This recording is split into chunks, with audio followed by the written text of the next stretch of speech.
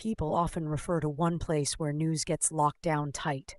Secrets pile up like barriers everywhere. Information flows just one way there, and the rest of us peek in through a tiny gap. That spot is North Korea. Right in the middle of it all sits this enigmatic figure called Kim Jong Un. Long before he became the supreme leader, Kim Jong Un was born of genuine power players. His grandfather, Kim Sung, was no ordinary man. He is the founder of the entire nation. People regarded him as an eternal leader, a true revolutionary hero. Then, of course, his father, Kim Jong Il, controlled with an iron fist. Everyone lived in fear of him, so nobody dared to question authority. Pure loyalty was absolutely required under that regime. Young Kim, therefore, had grown up in secure locations guarded by soldiers with portraits of his family all over. And so very quickly, he grasped the understanding that being a leader was not some far-off concept, but his path. They taught him early that the outside was full of threats. It seemed hostile all the time, enemies lurking and ready to spot any slip. Yet part of his early years took place outside the compound. He went to Switzerland, posing as an everyday kid. He went to classes there. He shot hoops on the court. He tasted what normal life felt like. Most North Koreans never got to experience that.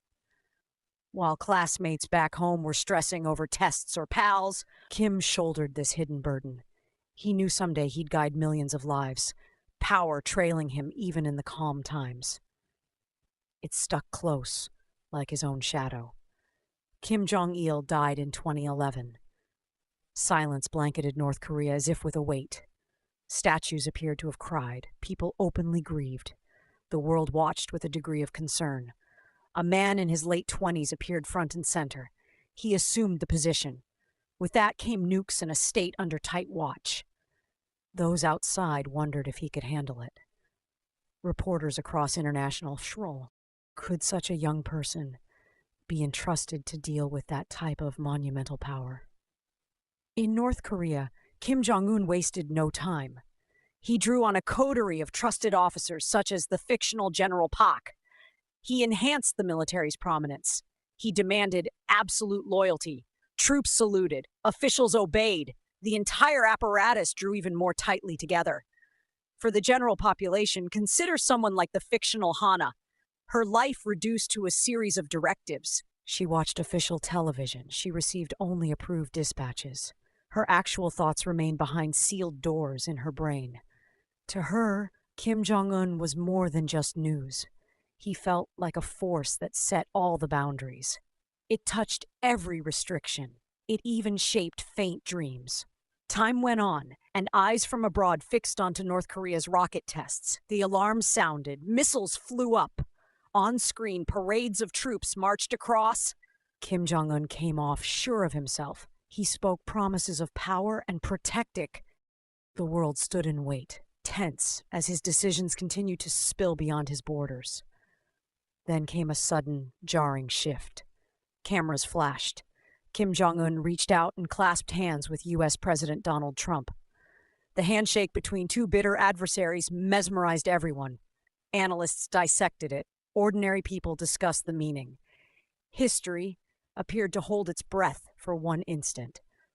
Some wanted to believe that this signaled genuine changes to come. Others felt that it was but another move in an age-old game of wrestling for ascendancy. Beyond the macho veneer he presents to the world, there is another layer to him. Kim Jong-un follows games and athletics. He gets into animated shows. He has comforts his citizens can only imagine. He oversees big weapons. But he chuckles over basic fun. That mix throws people off. He scares so many on a grand scale.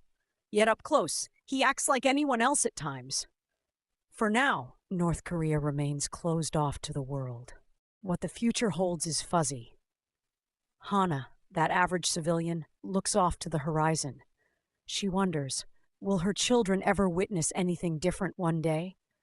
Kim Jong-un stands on the lofty platform his family dynasty has constructed.